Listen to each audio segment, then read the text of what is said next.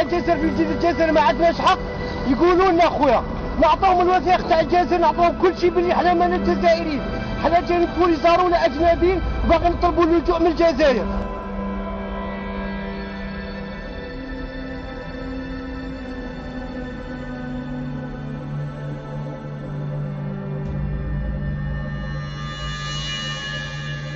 شوف عينك يا خويا الظلم ظلم ما بغاوش يشوفوا فينا كاع قالوا لنا ما عندكمش حق هنا ما عندكمش حق العيش كاع بموتوا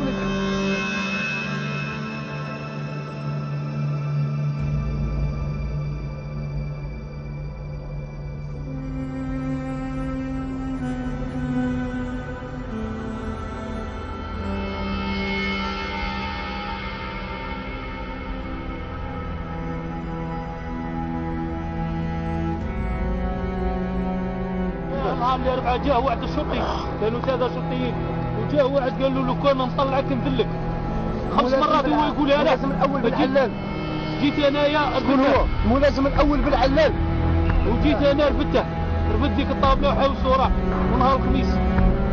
قدر الله ما شاء فعل.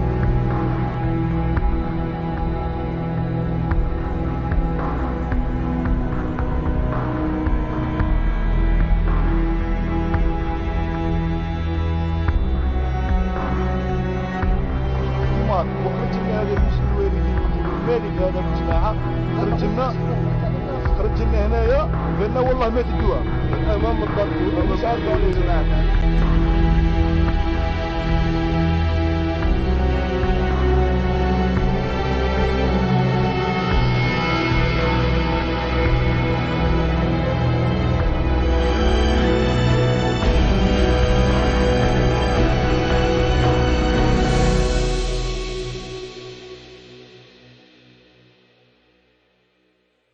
السبب اللي خلانا باش نبلعوا طريق الرفع